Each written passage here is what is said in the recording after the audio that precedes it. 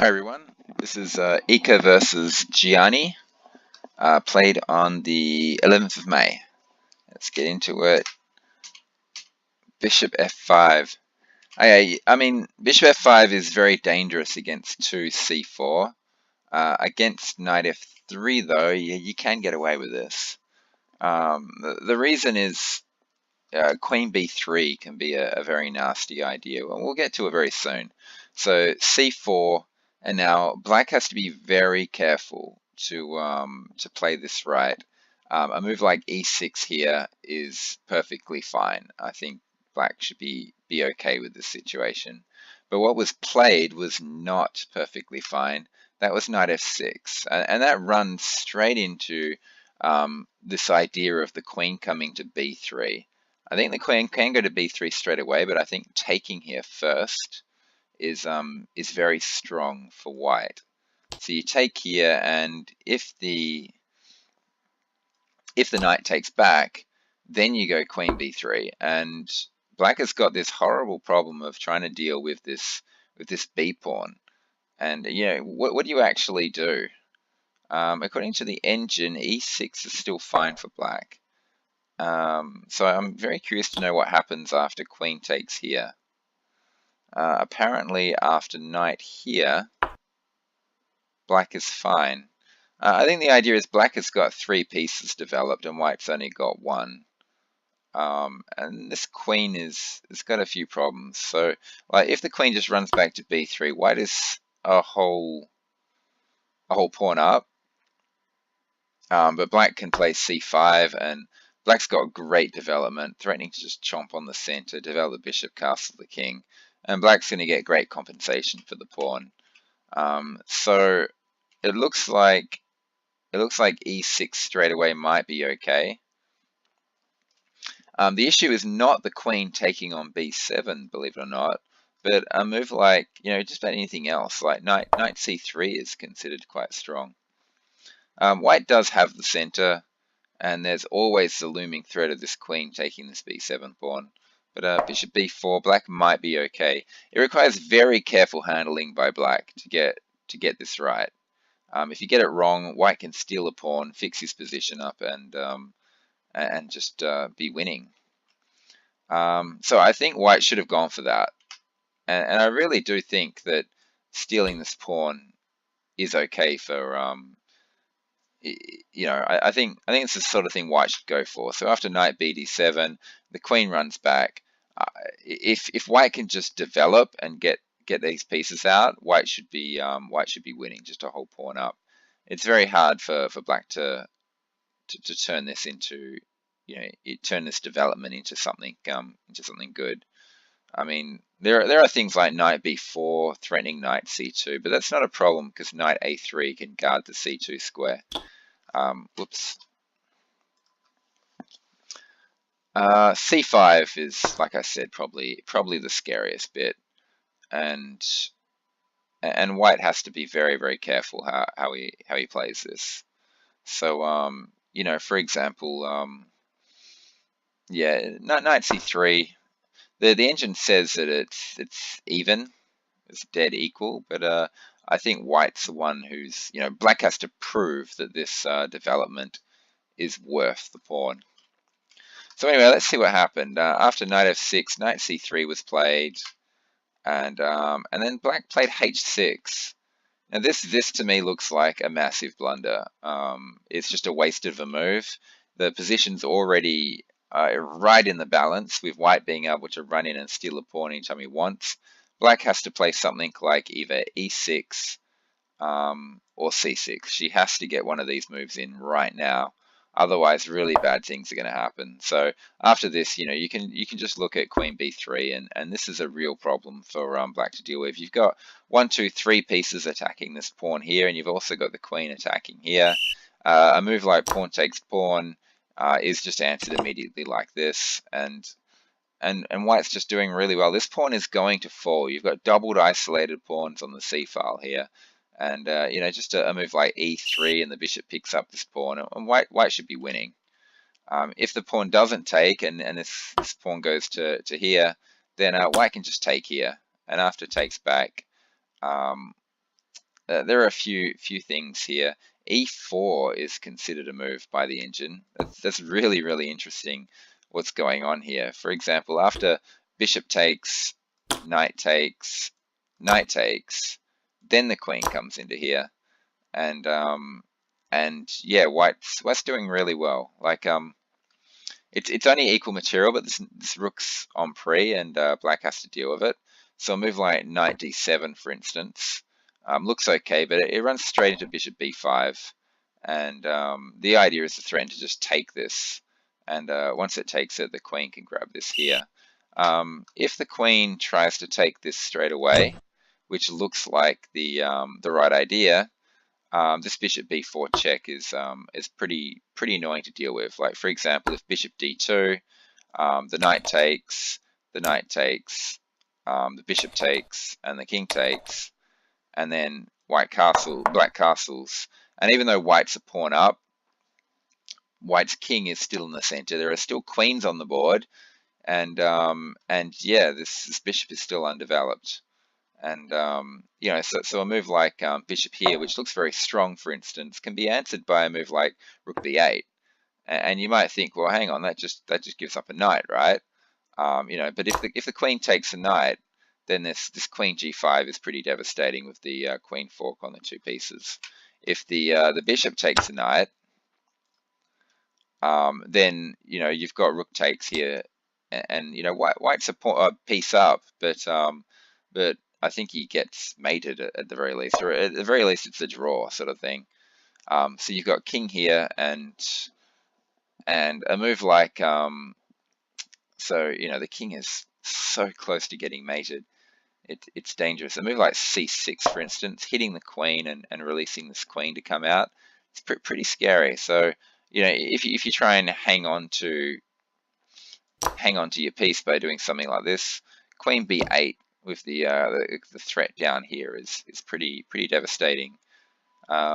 So you know what does white actually do here? Yeah, if the king tries to run to d3, for instance, the queen comes to b4 anyway, and you've got a lot of craziness going on here. You know, white's desperately trying not to get mated. You know, the rook coming to d2, the queen coming there. There's also queen coming into here, which is a problem. Once the king gets kicked to e4, you've got moves like f5. Whoops, and it's pretty scary stuff. So, you know, let's say the rook comes to here to defend this.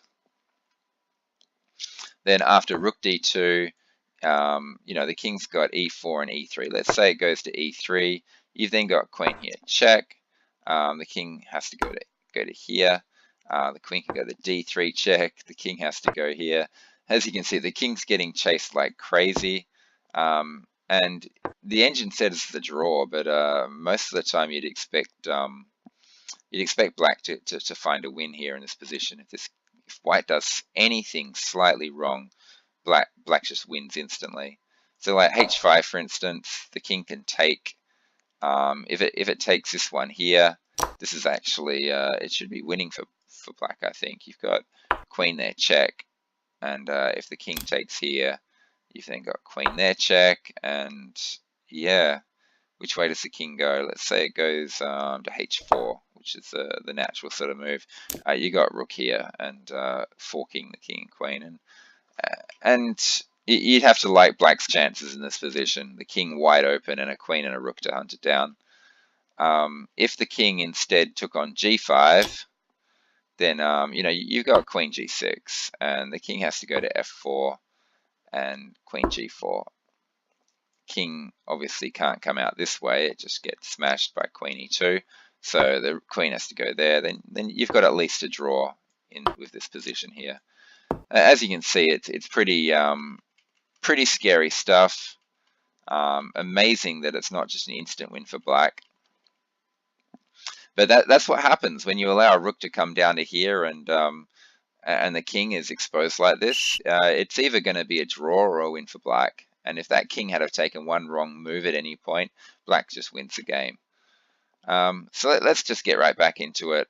h6. So I mean, think about how we got there in the first place. It's pretty crazy. So let's just go back all the way to here. So yeah, after those swap offs, the king gets exposed and then castles, and this exposed king just gives black such great play. So if white tries something like this, he's got at least a draw, probably even a win. We'll see how it goes. I haven't explored all those variations yet. Just that's the one I explored before I played the game. So very played through the game. So let's just get back to here. H6 is a wasted move. Bishop F4 is what was played. As was already being discussed, Queen B3 is very strong for white. Yeah, Bishop F4. How did I get into that line again? Yeah, that was if the queen tried to take on D5. So it's quite fascinating what happens. The queen comes to here and takes on B7, but the queen can't take on D5. The best thing for white to do is this. As long as he's not greedy, white is just winning.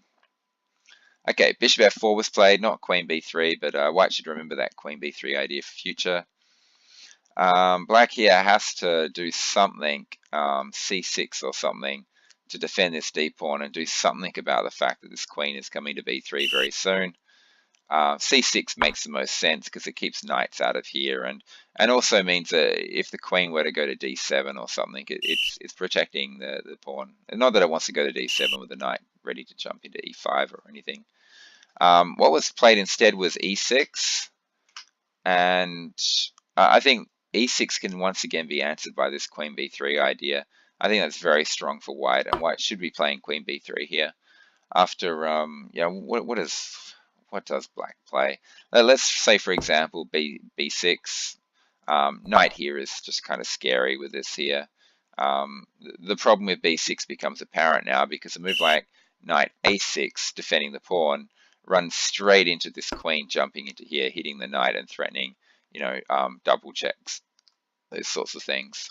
So that's the problem with b6, the combination of the bishop hitting c7, the knight going here. That's why e6 is no good in the first place. So queen b3 would have been very, very strong. Instead, white played e3. So white's just playing sensible opening moves, and I think missing a great opportunity. Black isn't supposed to be able to get this bishop out. There's a reason why Queen's Gambit lines black intentionally leaves his bishop back on c8, and that's because this queen b3 idea is just so dangerous. It requires an engine to be able to find a clear path through all those variations and get to an equal position. And people are not engines. So e3, knight e4, too soon. I mean, you've already wasted a move. Black's already wasted a move with h6. So here, black should just be developing as quickly as she can. So bishop d6 would be the clearest way to get to sort of an equal position.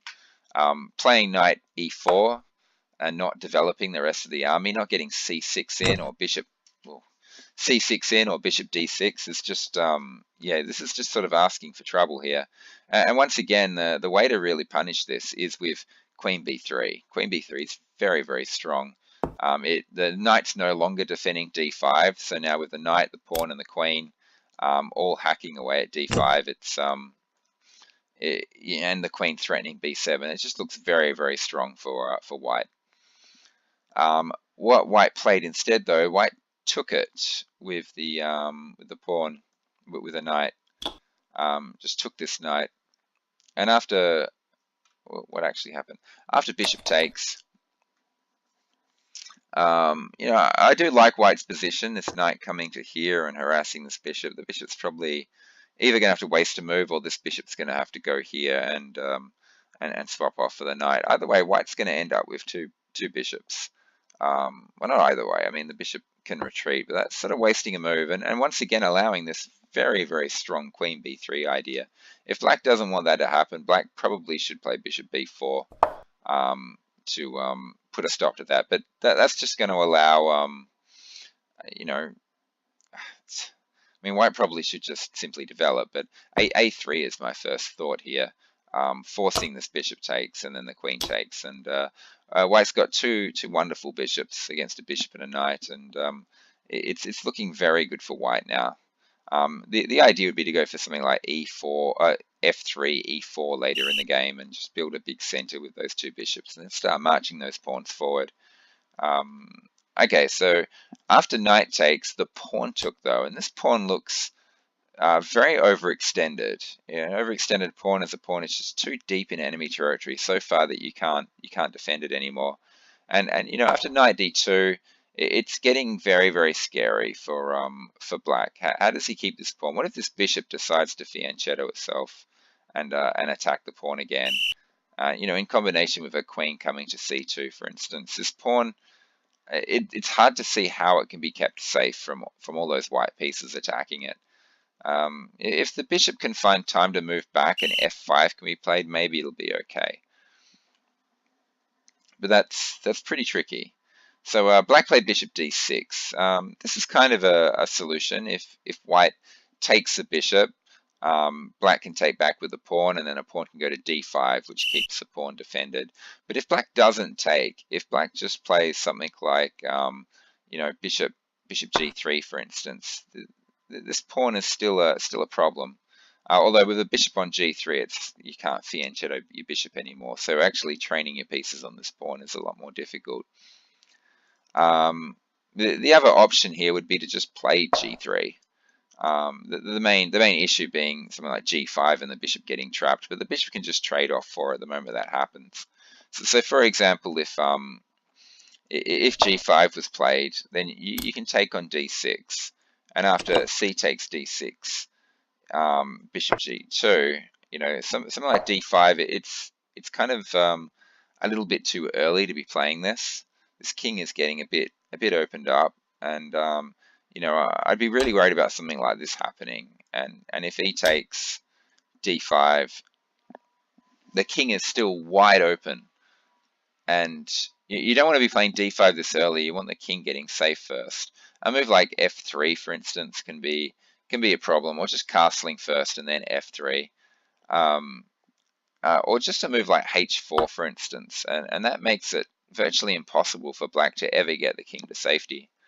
So, you know, it's a bit of a problem. So that's why g3 is not too bad, because it forces black to play a move like g5 if she wants to get this pawn onto d6 and to d5, which unfortunately has the downside of leaving the king completely indefensible for the whole game.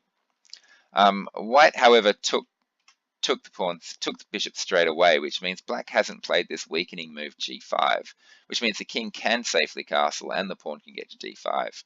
And I think that's throwing away a huge advantage for white here. g3 would have been quite decent. So after takes, c takes, white played bishop e2.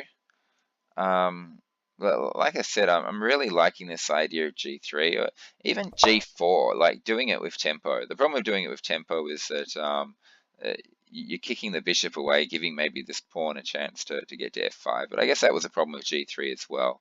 So the bishop goes to h7, and then you know, the engine suggesting throwing queen a4 check in first. But you know, if the bishop hits this straight away, you know, this isn't really an option because it allows a queen h5 check. That's why I'm a bit surprised by the engine's suggestion of queen a4. So takes, and then queen h5 check is a major problem for white for black to deal with. I mean, the king maybe can go to f8, but this king is not looking too comfortable. G6 obviously was impossible because the queen just takes on h6. But d5 here, let's have a look. Yeah, I mean, you could just take it straight away, but if you castle, black castles, black seems to have it all safely defended. What I was trying to say before is playing the pawn at g4, if the bishop just retreats, this is kind of just uncomfortably placed. It just creates holes for the queen to jump into. And that's why I kind of prefer back here, just playing it to g3 instead. And yeah, you know, it doesn't gain a tempo on the bishop, but at least you don't have an out of place pawn on the board. And you get to this sort of situation, and black's got her e pawn defended. So that's one of the problems with taking on d6 straight away. Bishop e2, that doesn't harass this pawn. I think black should be quite happy with this situation now. Knight c6 was played. I think that's a bit vulnerable. I'm a bit worried about a d5 move by white. I think I prefer the knight sitting on d7 in this particular position. Something like this instead. Just so there's no d5 problem. You see, black wants to play d5 herself and doesn't want white playing d5. The problem with playing d5 and not having a knight there is it opens up squares like c5 and e5. So this pawn starts to look overextended, but after something like a5, for instance, the knight then has the c5 square where it can sort of sit forever and keep this pawn safe, and maybe jam itself into d3 at the right time. By playing to c6, yeah, the knight, I don't know what the knight is doing, basically. Maybe it wants to go here and jamming into d3, but, that's so easily stopped. You can just play a3 and put a stop to that plan completely altogether. D5 is still the sort of thing you want to play, but, yeah. Okay, where was I? Bishop e2, knight c6.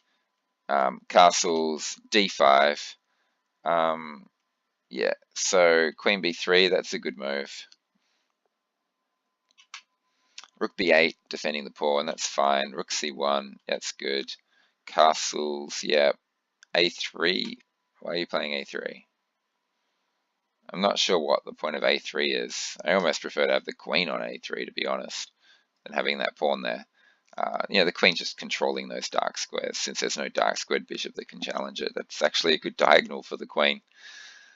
A3, I'm not sure what the point of that is. The engine says it's not too bad. Just want to know what the plan is. What's the point of doing it? It's the idea to bring the queen back to A2. I'm a bit confused as to why that move is necessary. Rook e8. I don't think rook e8's the idea. There's a bit of a race going on here. The C file is the crucial file. That's the only half open file on the board. So this is where all the rooks want to be, on the C file. A queen move is what I'm thinking. Just queen d7, and then you can start looking to throw this rook onto c8 and start putting pressure down this file here. I think e8 might be a wasted move because it has no future there. It's not going to be doing anything on this file. There's a million pawns on the file. Okay, so the queen dropped back to c2. So some weird moves by white. He puts the queen on b3, plays a3, then brings it back to c2. It looks like there's just been wasted moves there. Why not play the queen to c2 in the first place? Why bring it to b3? Or was the idea to harass this pawn? But if you were planning on answering rook b8 with queen c2 anyway, then what's the point? This rook kind of wants to be on b8. I mean, thrusting this pawn up the board to b6 guards the c5 square, because this knight might have a thing where it wants to head into this square here.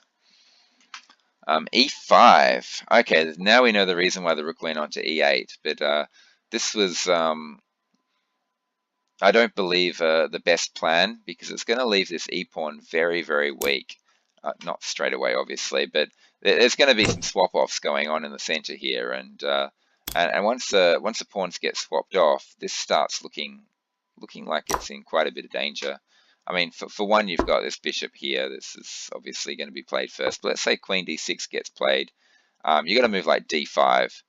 And this starts to look a little bit overextended, like it's about to get taken. However, this pawn is overextended as well. And furthermore, you can take it and hit the queen at the same time.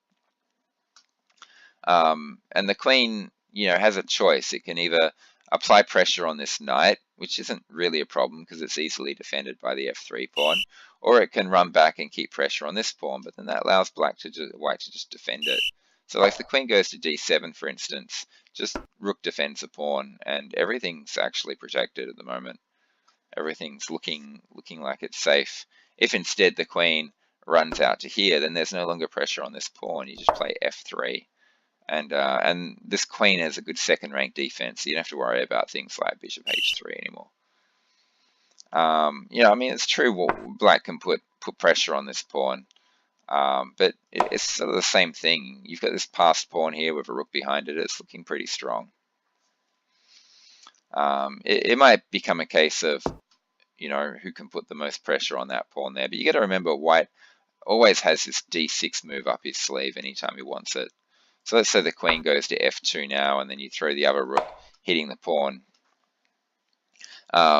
You can just defend this pawn with c3, knight to c3 here, and you've got 1, 2, 3 defenders, and then aim to play e4 and have a connected passed pawn in the middle, forcing black to play e4 at this point. But yeah, it's interesting. I'm still analyzing. Like rook d4 is the sort of thing I'm looking at here. And you can double the rooks behind the pawn, but at the same time pressurize this pawn and threaten to grab this thing and have the two pawns united like that. And if black takes, you've then got e4 coming up pretty soon. Yeah, just take with the queen, I think. Oh, you can't take with a pawn; it's pinned. But you take with the queen, and then you got e4 coming pretty soon with more than enough defense. You've also got the rook as extra defense, and these center pawns are very, very strong. So I think e5 is giving white a really good position. This is a very tough game to defend to analyze. It's already 26 minutes in, and there's just been so much to talk about and so many variations and sub-variations to analyze. It's pretty crazy. So yeah, e5 I think was a bit misguided. There are some options here. There's some, there's this discovered attack option. So knight takes here is a tactic that black should have analyzed. I'm not sure if black's going to be better off at the end of it all, because you're sacking a knight for a pawn, but then you're sacking your powerful pawn straight afterwards. So after something like this and then queen takes, what is actually happening here? It does look fairly level to me. Maybe black can get an advantage here due to the isolated d pawn. It's interesting because this bishop is very active, and yeah, it looks like everything's going to get swapped on the c file. So that's a whole nother thing. Let's get into it. Okay, so e5 was played. This was, like I said, I don't think the best way to play it. C takes d5, very good. Queen takes, and then bishop c4, very strong. And then the queen ran back to d8. It's okay. The other options I don't think were all that much better. I mean, normally you'd want to go to d7. This move would normally make more sense. But d8, according to the engine, is slightly better than d7. Okay, d5 was played. It was very good by white. d5. The knight jumped out to a5, and the bishop just dropped back to a2. Now this is a passed pawn.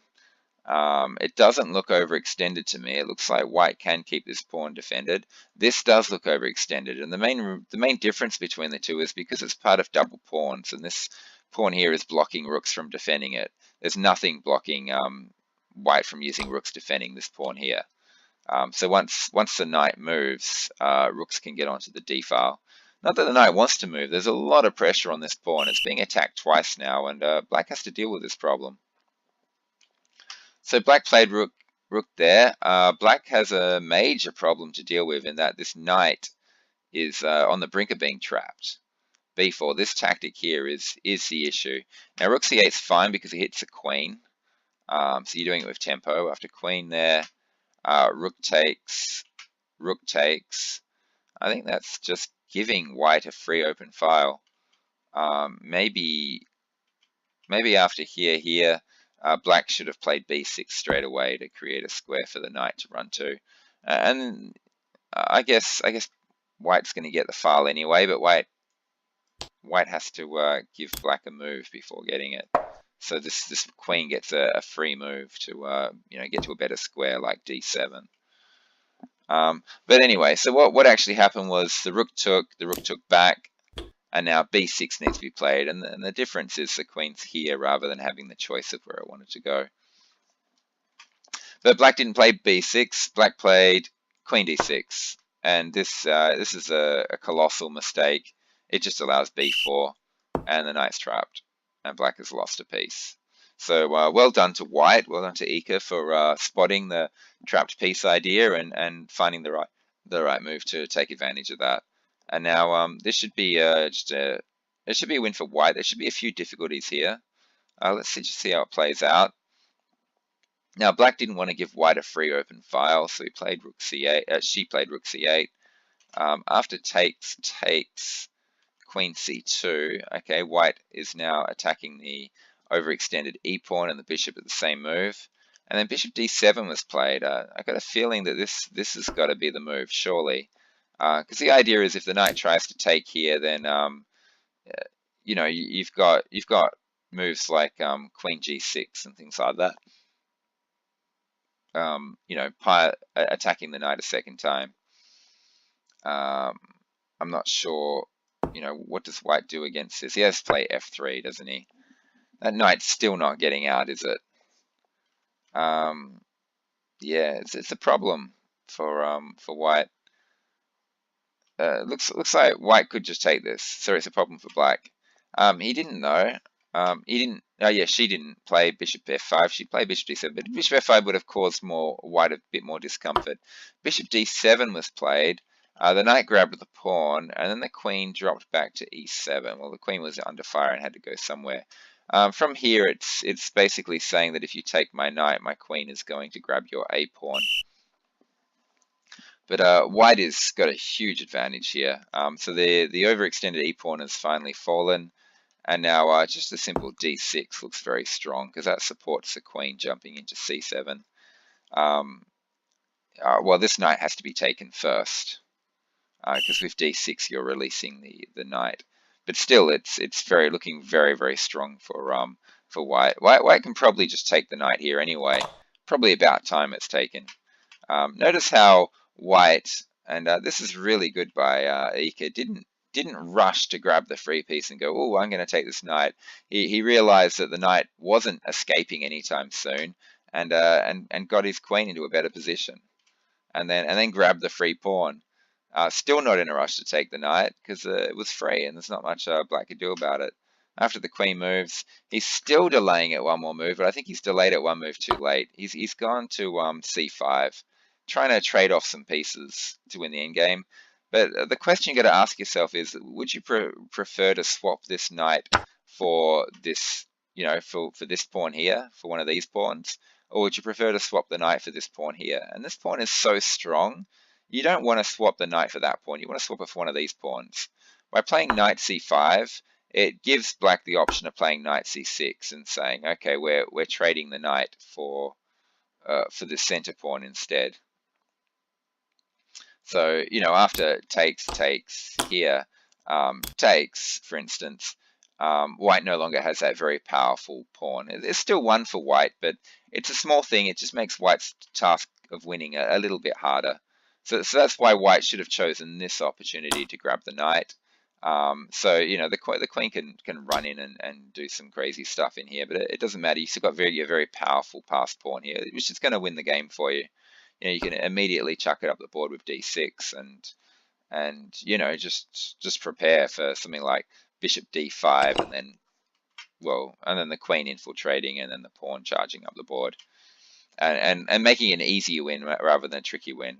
So knight went to c5, and here, yeah, knight c6 should have been played, but what black did was she decided to create an escape square for her knight first, which doesn't work, of course, because the knight takes here, and after queen takes, pawn here, and then this pawn took, well, didn't play past, so the pawn took here. And white's still got this very powerful pawn. This is just an easy win for white. The queen just runs in, and the queen and the passed pawn is just too scary to do anything with. That's why it was important to find a way to swap the knight for the d pawn to give you some sort of chance. So queen g4 was played with, you know, back row mate ideas. F3 to stop that. queen f5, and yeah, black just played, d6 just wins. There's not much can be done about it. He's going to play queen b5, setting a very clever trap. I'm actually very impressed with Iker's trap here. I think this is really good. Basically threatening to win a queen with that move. It's pretty cool, actually. The queen, unfortunately, it moved out of, but didn't move out of danger. It moved to c2. And you can see what black's trying to do here, which is the right thing to do to try and, get the queen in and start up some perpetual check spree of some sort. Check, check, grab the pawn, and then start some crazy checking spree. Unfortunately, the queen is still on the same diagonal, which means white could do this really cool trap. Check, king moves there. Now the king and queen are on the same line. Bishop b1 pins the queen of the king. Great tactics by Iker. This is good. Now after this, the game is over, and it's just a case of queen the pawn and then mate with the two queens. And there's nothing black can do about it. Yeah. And yeah, well done to white in the end. So yeah, very long game, very intensive. Lots of, as you can see in the analysis up here, just lots of variations and side variations. It's important to understand the dynamics of those d4 openings when the pawn goes to c4, and to know when this queen b3 move is great and when it's not great. To know that you need to push this pawn up, one of these pawns up as soon as you can, or both, in order to stop this queen b3. And the main reason why a lot of Queen's Gambit Decline players as black leave their bishop back here is just to stop all this queen b3 stuff. It's so irritating having a queen attack the center and attack the b pawn at the same time. Okay, well, thanks for listening. I hope in the middle of all that rambling, you all learnt a few things. And yeah, talk to you later. Bye.